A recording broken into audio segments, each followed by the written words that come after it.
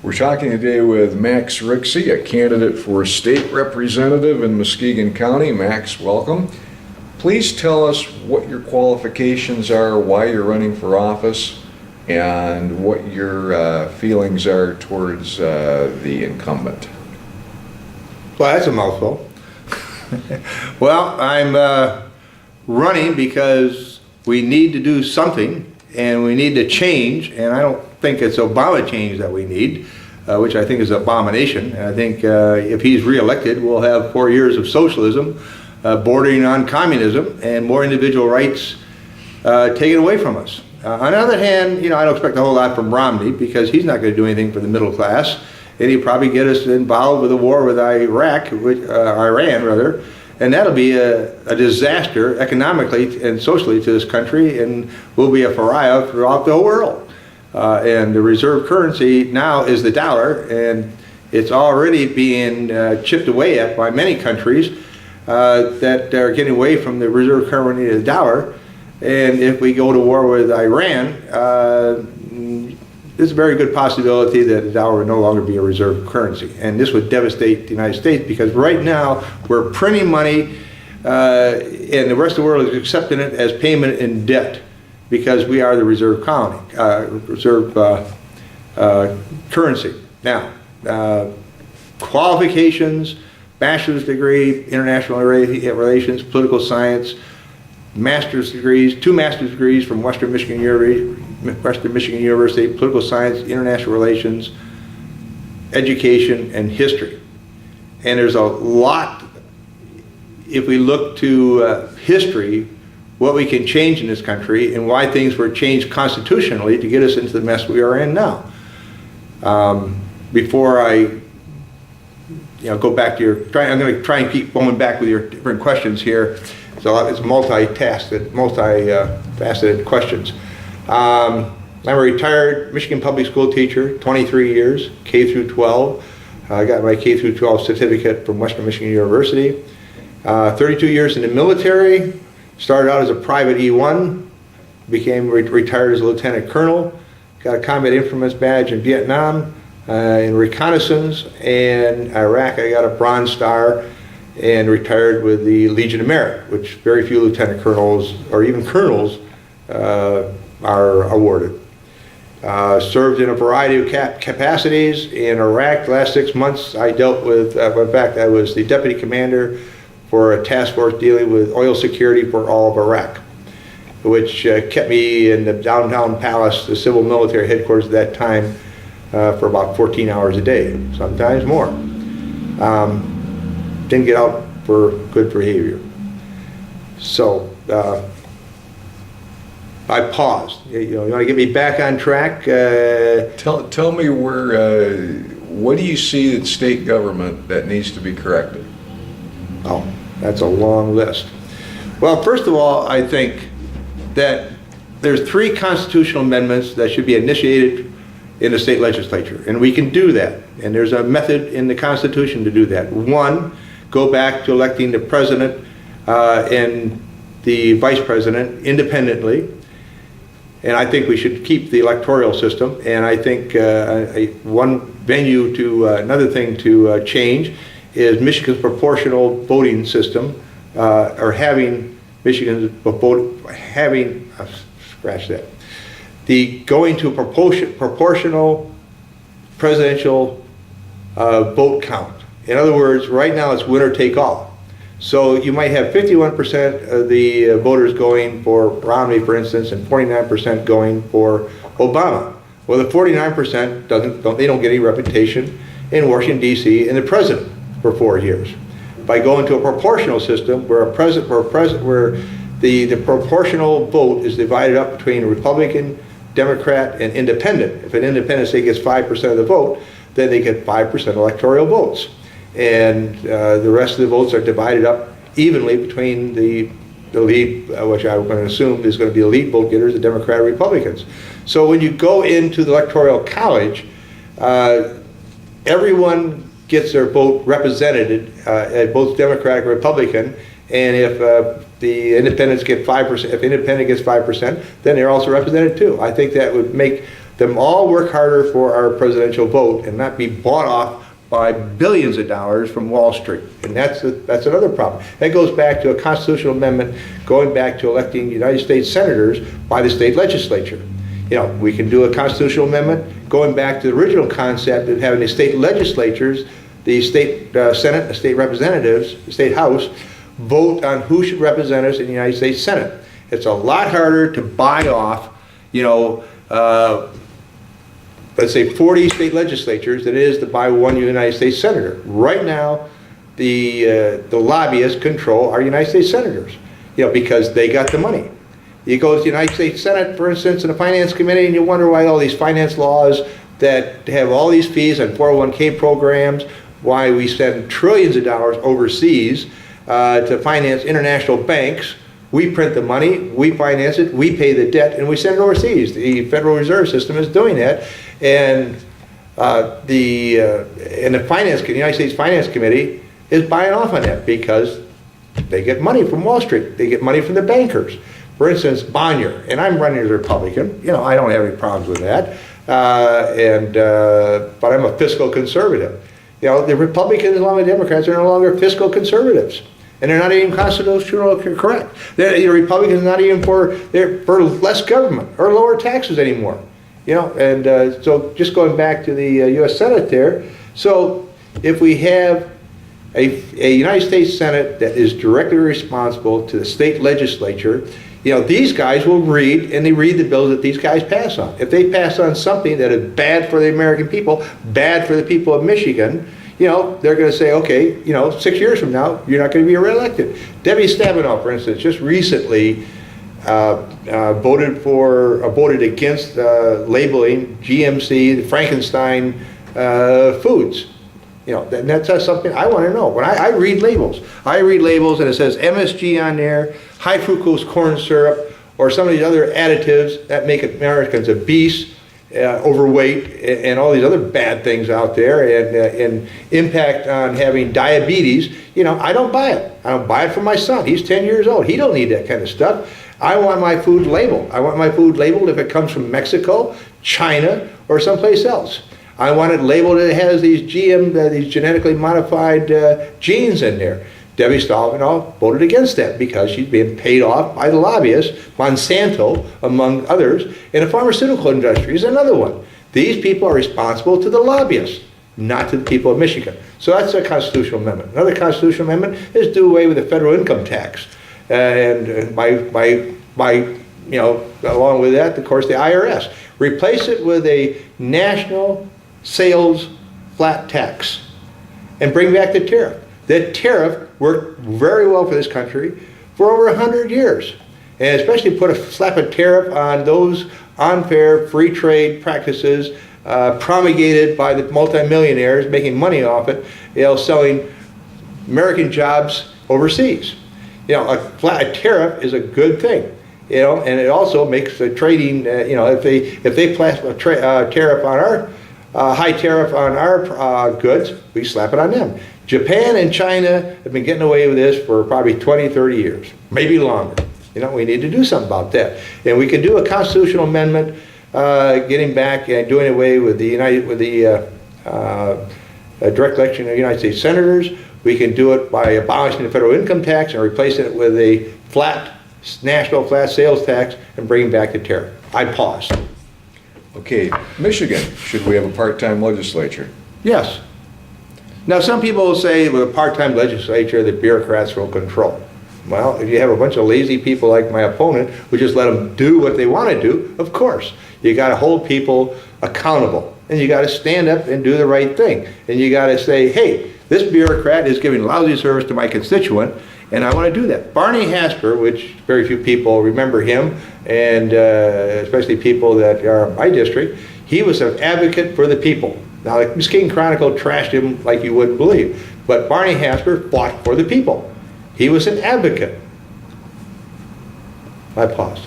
The governor recently passed a law stating that he's going to tax senior citizen pensions. Good idea or bad idea? Yeah, it's a lousy idea. I'm 65, senior citizen on Social Security. My opponent, that's one reason I'm running, my opponent voted along with her fellow legislators to tax senior citizens and savage the middle class by taking away a multitude of tax exemptions for the poor and the middle class. And tax credits too, so, I mean, my general theme is axe the tax, vote for Max. How simple can that be? I've very seldom seen a tax that I like. I do like a tax, however, on multi-million and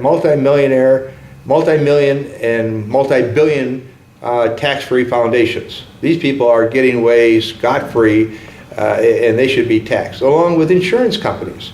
You drive along some of the major highways, and you see these huge buildings, and where these insurance companies are at, and the Blue Cross Blue Shield, and they're just raking in the money, screwing the little people, screwing the middle class, and a lot of them are tax exempt. Maybe not all of them, but a lot of them are tax exempt, and the executives are knocking down these huge salaries because they pay very little taxes. As far as let's go back to the University of Michigan. I think she gets the president of the University of Michigan gets about $3 million. Okay, well, I don't know if she's worth it or not, but I don't think she's worth more than the president of the United States makes for running an entire country. And what does he get? $400,000. So I would cap the salary of the University of Michigan, any other University of Michigan, at $500,000, along with any coaches. And if they want to pay them more, find the money elsewhere. Don't come out of my tax dollars. Don't come out of your tax dollars, because we don't need to be paying for $3 million or whatever she gets paid. The current president of the University of Michigan, the president of Michigan, and some of the other universities. We don't need to pay for that. We need to put the money back into getting Michigan students educated in this state. That's another thing. I think we should quadruple what out-of-state students pay, especially those coming from China. Let them pay 6 times more than a Michigan student pays. And I think, and they would still come. I mean, China's got trillions of dollars of our tax dollars. They bought our debt. They own this country. They think they own this country. They have a huge lobbying interest in Washington, D.C., and let them pay to go to our universities. Let them subsidize Michigan students. There's going to be a ballot proposal on this fall, unless it's thrown off by the court beforehand, that's going to allow or permit about 8 new gambling casinos. Good idea or bad idea? I'm a hypocrite on that. Okay?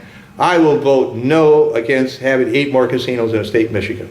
Absolutely, unequivocally, period, the end. But I support the one in Fruitport. Okay? What can I say? I'm from Fruitport.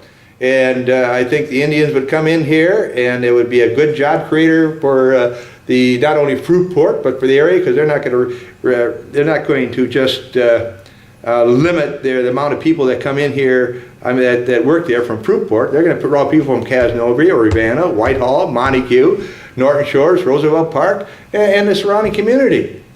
And some of those jobs pay $30,000, $40,000 a year. So, I'll go to bat for the people of Fruitport, people of Western Michigan, for people of Muskegon County, and support that casino.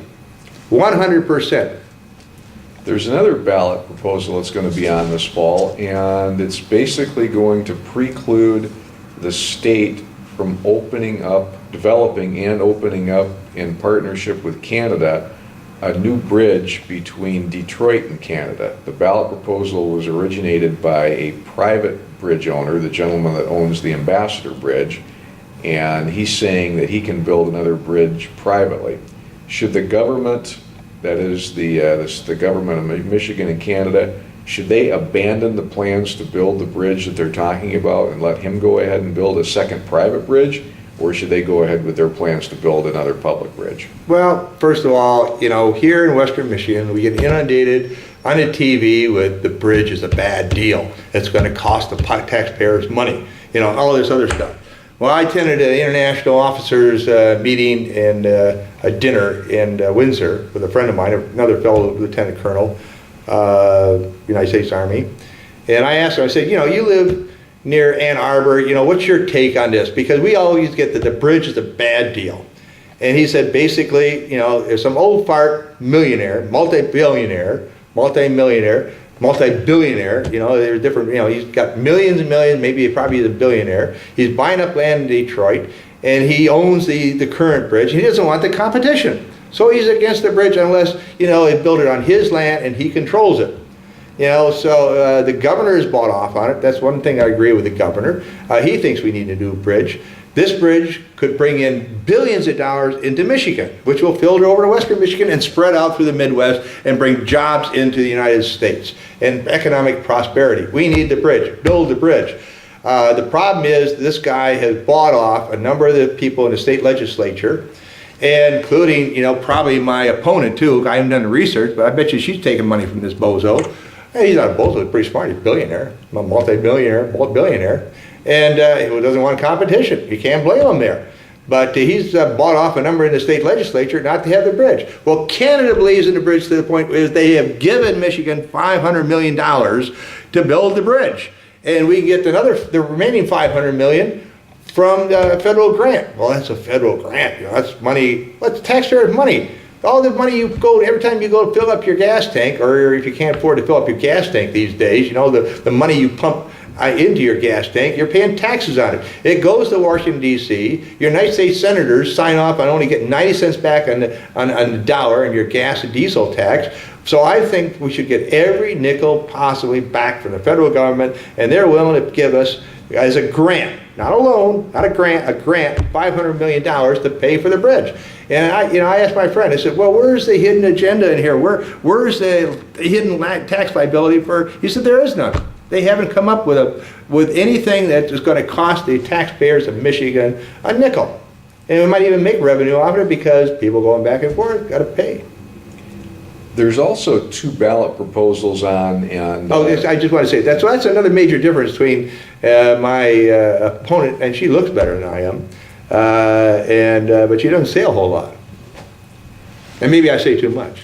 We've got another 2 ballot proposals on, and one of them has to do with home health care aides, and there's a little clause in there that states that they get to unionize and have collective bargaining. And then there's another ballot proposal on that pretty much states bluntly that the collective bargaining process shall be enshrined in the Constitution. Now, we have labor unions, we've had them for years, but do you think it's necessary to have the collective bargaining process enshrined in the Constitution of the state of Michigan? No, I think the state constitution doesn't need to be garbaged up with that. But that doesn't mean I'm anti-union, because I think unions have a valuable place in American society, including Michigan. And let's face it, if the workers weren't unionized, they would be oppressed and paid minimal wage by business. That's just the nature of things. My father spent 35 years in Teledyne Continental Motors Corporation. Most of the time he was a foreman. And I asked him about unions. I said, is it good or bad?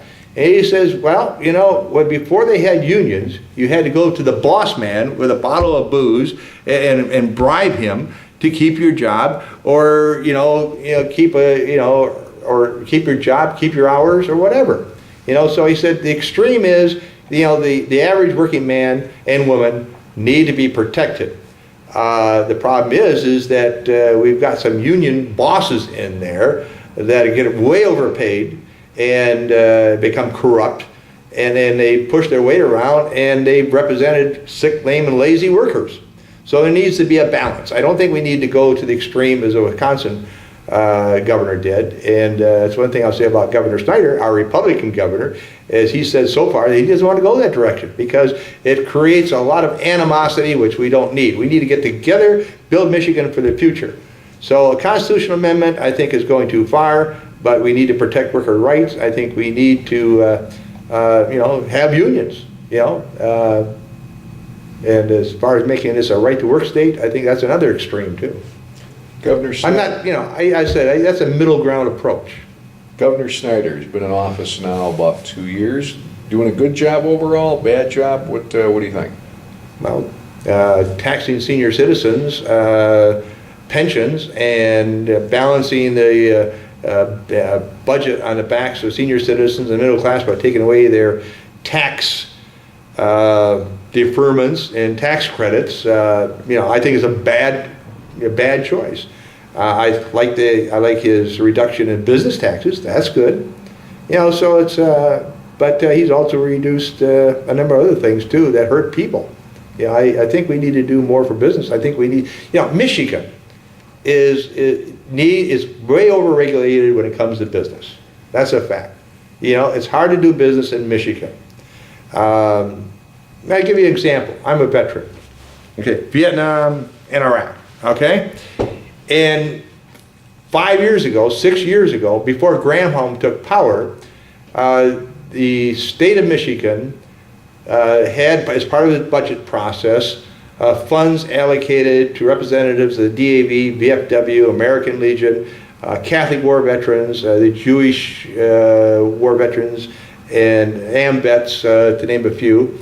And these advocates helped veterans intercede and work with the VA to give them disability payments that they had coming to them. And it's a very bureaucratic process. And they helped work through the system because all these people were trained and it literally brought millions and millions and millions of dollars into this state. Well, Granholm cut that back. And what the impact was, well, she saved some money up front in the budget by not, paying, having less service officers to service veterans. But millions of dollars were lost the federal government because these veterans weren't here in service to bring money back into the state of Michigan. I think we're 53rd in the country now. That's 50 states, people, 50 states plus 3 territories, and we're 53rd about bringing money back into the state of Michigan from veterans, from the Veterans Affairs Office. I mean, that's just wrong-headed, and nobody is speaking to that. Well, the veterans are, of course, and I get the Veterans Club publications about how the Veterans Service Office has been downsized, but it's like a penny foolish and a pound foolish, something like that. It was a nursery rhyme. But so we spend a little less money, for service officers, but we lose millions of dollars to the point where we're 53rd, and that's stupidity. The last veteran we had from Muskegon County serving in the state legislature was Tony Darzinski. And nobody, the mindset is, screw teachers, screw veterans. Well, say good things about veterans. Say good things about veterans, but don't do anything about them. And screw unions. Well, who's going to pay the taxes? If you need to go after the banks, foreclosing people, and you have to be an advocate for the people. And again, I'm very sure people watching this, very few people watching this know or remember Barney Hasper. But he was tenacious in being an advocate for people. And we need somebody advocating for people. And also passing these constitutional amendments that will help the broad range of America get back on track and get our United States Senate, at the very least, away from Washington lobbyists, which have bought and paid for our United States Senate. In Congress, well, you're going to have to try and hold those people accountable. I remember when Guy Vaynerchuk took very little money, Congressman Guy Vaynerchuk took very little money from national PACs or lobbyists. He didn't need the money to get reelected, and he took very little money until towards the end because he became overconfident and a Washingtonian. And then Pete Hoekstra made the thing, this is after like 25 years of Guy Vaynerchuk not taking any money. So Pete Hoekstra comes in and says, I won't take any PAC money and I'll term limit himself. Well, Pete Hoekstra, running for the United States Senate, said, okay, I'll go back in my pledge and be in term limited, and he became a career politician in Washington, D.C. And number 2, he took all kinds of PAC money. Now his person who came on, who's also supporting they're both supporting my opponent, by the way, they take back, Congressman Heisman, he's taking PAC money too. These people don't need to take PAC money. They could get elected without spending a nickel in this district. So why are they taking PAC money? And when you take money, you're responsible to the people who give you that money. And these people don't care a rat's behind about us in Western Michigan. 1 million people have had their houses foreclosed today. Maybe it's several million, but at least 1 million, the latest report. There are 30 million people in this country that are underemployed, unemployed, severely unemployed, or just given up. I think we need to focus on those people. And my opponent, that doesn't have a clue. She's a multimillionaire from Montague, Whitehall area, and is just oblivious to what the average person is facing. In the mid-'80s, the state of Michigan decided that instead of charging people by what their automobile or truck weighed for license plate fees, they would charge them according to what the value of the vehicle was when it was purchased new. As a result of that, we have vehicles on the road here that are 10, 12 years old and literally not worth maybe $300, $400, $500.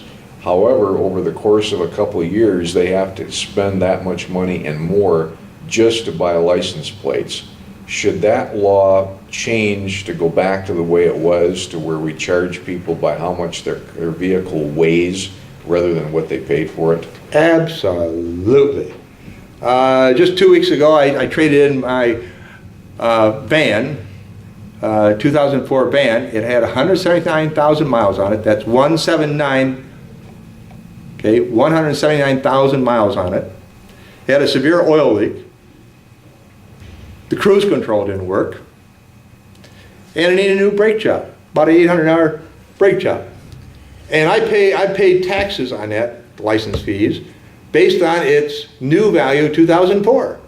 I mean, I was lucky to get any money traded in. You know, I mean, that's another way the government kind of, sticks it to us. Here's another thing, for you people on Social Security. When you turn 65, guess what? This is how Congress did it to you, okay? This is why we need to change the way that United States senators are elected. When you turn 65, Medicare does not cover any medical coverage if you're in a car accident. You have to get additional coverage from the insurance company, $100, $200, $300. Do you think that's fair? That's another way that we've been screwed at the national level by Congress. Here's another little thing: the Democrats tax Social Security, and of course the Republicans in Washington D.C. they want to do away with it altogether, along with Medicare.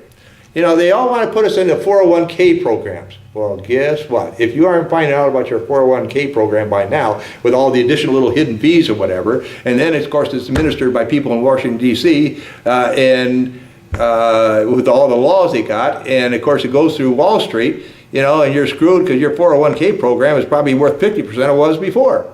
So, gee whiz, what part of retirement, going out the door don't you understand? Elect the same people, and you're all going to be in the poorhouse. You need change, and you don't need to Obama change. I'm going to keep my religion, I'm going to keep my guns, to hell with Obama. And I'm not too sure about Romney either, but he's a whole lot better. And in 4 years, we'll get rid of that SOB and go on to the next person. We need to do something right here. Everybody's going to get one of these, okay? It's a flyer, Max Riekse, okay? Axe attacks, vote for Max. Read it. Most people won't. That's why, your children, your grandchildren, your great-grandchildren are going to be sucking wind, and they're going to be paying taxes, and they're going to be living in a poorhouse renting with low-paced jobs. You want to do something? Vote for me. If you're elected to state representative, what would be one of the first pieces of legislation that you would introduce? Read my literature. I got the whole list. In 1 month, I'm going to do it all. Introduce it. Now there's another thing. There's another trick that these politicians do. They introduce the legislation, okay? It's getting hot in here. You need air conditioning, okay? And here's one thing. They introduce all this legislation, and then they sit on it. And then they take credit for introducing it. If you don't go the extra mile there, and get it through the process, then it's just eyewash, and a snow job. And a snow job in the middle of summer wouldn't be too bad, but when you're economically sucking wind, then it really hurts. And I'm a doer. I have to say, as I said, the last 6 months in Iraq, I was deputy commander of the task force dealing with oil security for all of Iraq, and we got a lot of things done. There was the upfront process, which was slow, meticulous, and nothing got done, and then you worked, around these bureaucrats, and you got things done. and we made a significant positive impact where I was at. You've answered just about all my questions, but there was, without me having to ask them, which is great. Okay. But the one question you hadn't touched on yet was your opinion on the emergency manager law that was passed. I think it sucks. Okay, I see the reason to have it, and but at the same time, like Muskegon Heights is a prime example, and it doesn't affect anybody in the district that I'm running in. But here, this people of the city of Muskegon Heights pay property taxes, and they have absolutely no control where those property taxes go. And I think that sucks. The state came in and said, we're going to run your school system because you can't. Well, it's true that they did a lousy job of running their school system, and many of the people on the school board asked the state to come in, but at the same time, they need to step up to the plate and run their own school system. Okay. And you have to take responsibility for your own actions. I'm tired of the nanny state. I'm tired of government getting into our face and into our lives. And this is just one more example where government is finding an excuse to go into our lives, and I find that as an abomination. The Muskegon city people, the people of Muskegon Heights need to, put people in administrative power that's going to clean up their system. They brought some black lady from Chicago over here, and she had a lot of good, strong qualifications. And then I think her house was not firebombed maybe once, twice, well, at least once, maybe twice or three times. And they drove her out. Whose fault was that? This emergency manager thing is, they could come in, they could find, if you want, you give the government the opening, they can come into Fruitport, Montague, Whitehall, Roosevelt Park, City of Muskegon, any number of places, and say, we don't like the way you're running things, we're taking over. And you don't have any say in it. That's martial law. And I'm against that. I'm 100% for the Constitution. Now, there are a lot of things I don't buy into for everybody just saying. I don't like Ron Paul's, Ron Paul is against, or is for free trade, okay? And free trade has devastated this country and sent millions of hard, good-paying manufacturing jobs overseas. But he's absolutely right on a lot of things when it comes to the Constitution. He's not for Social Security. I'm for Social Security, Medicare, and Medicaid, and I think these are good programs. And here's another thing. I have a plan to take Social Security out of the hands of Congress, and along with Medicaid. Get it out of the hands of Congress, and they take our money in one hand, they spend it and send it overseas, like trillions of dollars that went overseas on endless wars for the wealthy neocon, socialist, Trotskyite elite. Instead of keeping this country building up our infrastructure, they're spending it building up the schools, roads, and bridges in Afghanistan, Iraq, and all over Africa.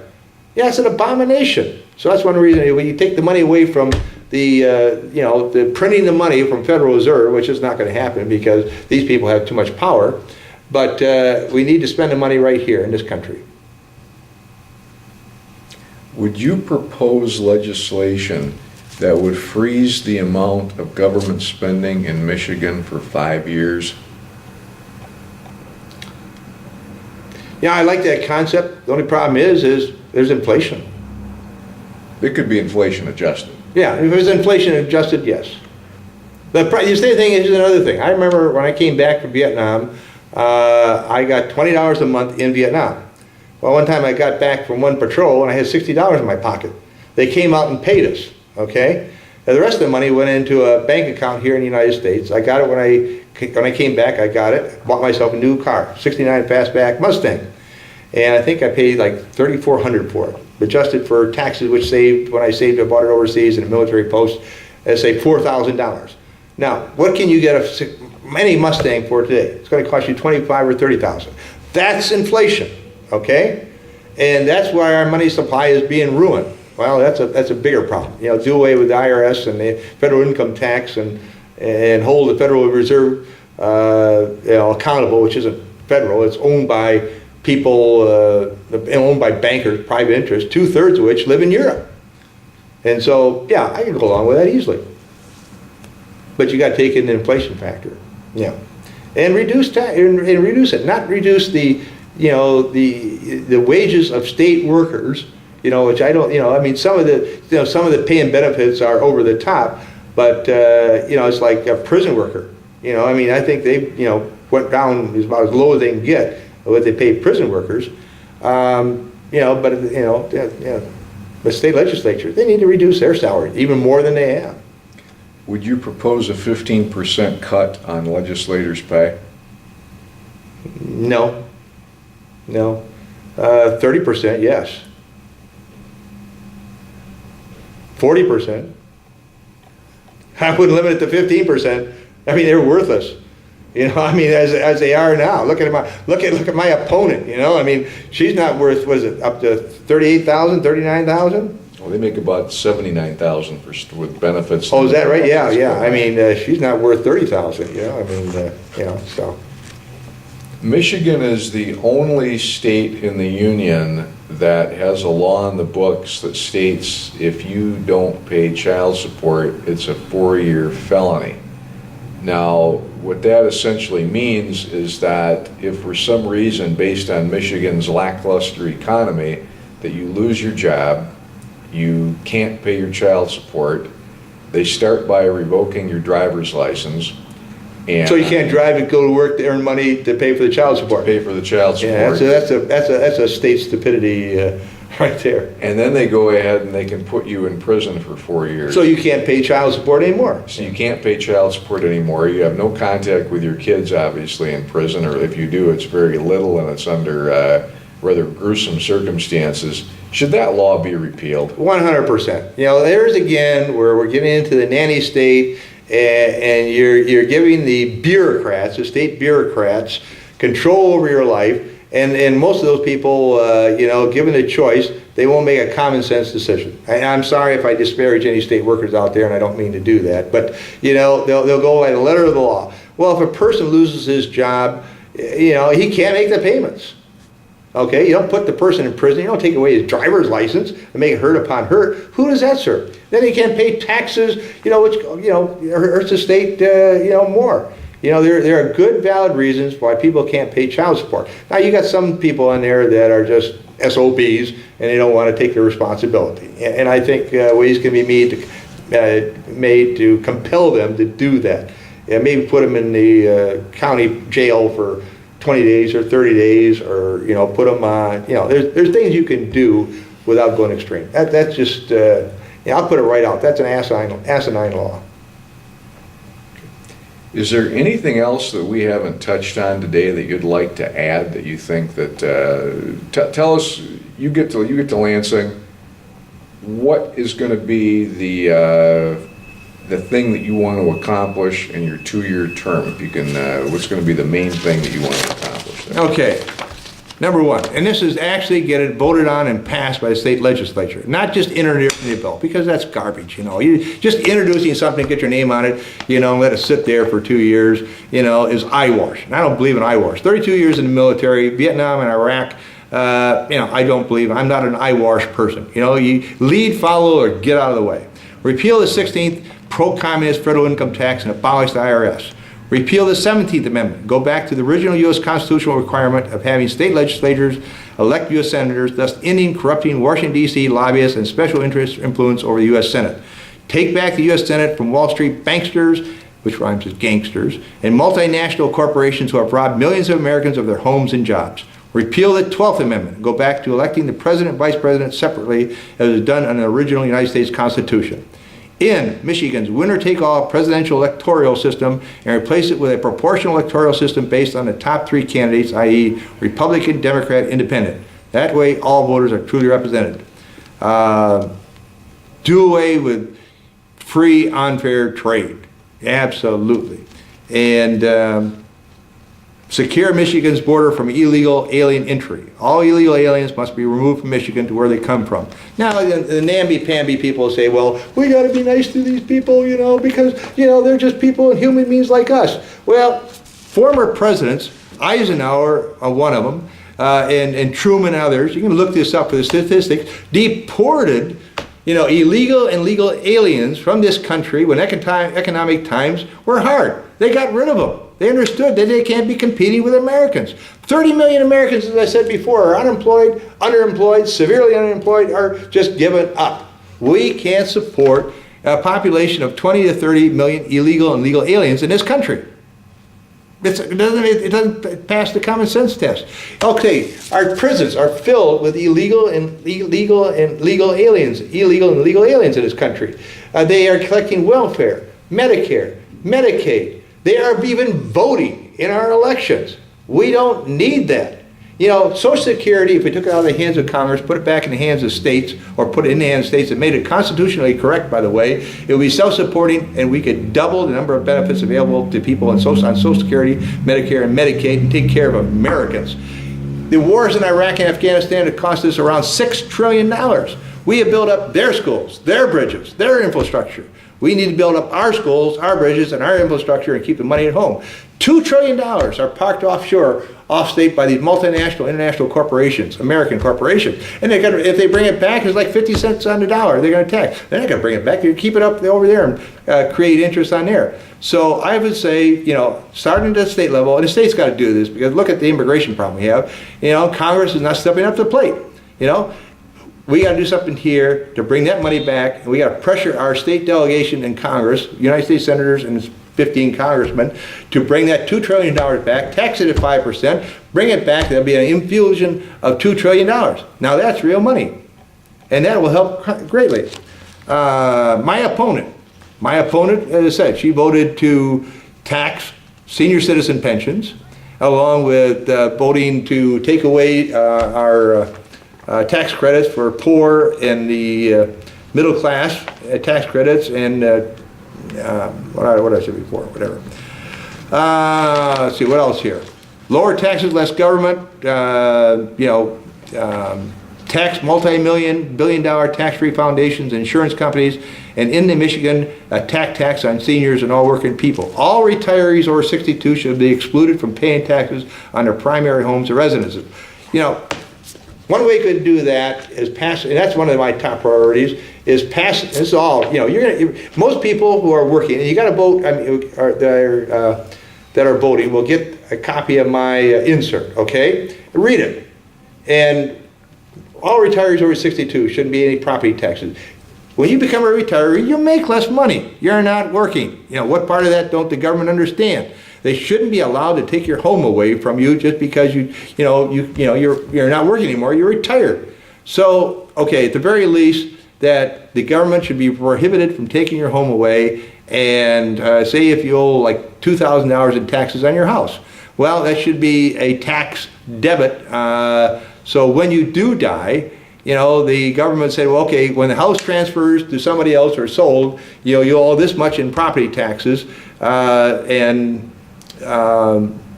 know, before, you know, that's the government's take, you know, on property taxes. That's the very least. And I think we can do that. I think that's going to be, you know, I think that's a very important thing, to keep senior citizens in their homes and not have the government take their houses away because they can't afford to pay the taxes. And a lot of senior citizens are sucking wind trying to come up with $1,000, $2,000, or $3,000 on their homes, and they are in retirement. They make a lot less money, and you know, that's I think a high priority.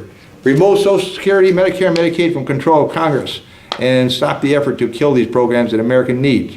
Go back to the Constitution. The national debt and deficit is an abomination. You know, that's the stupidity factor in there. We're $15 trillion in debt. If you add in all the unfunded liabilities, it's like $100 trillion.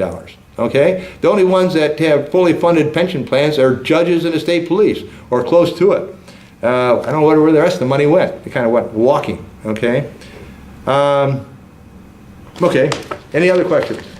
No, there's nothing at all. We appreciate you having come today and taking some of your time to spend with us for the interview. And good luck in the primary. Vote.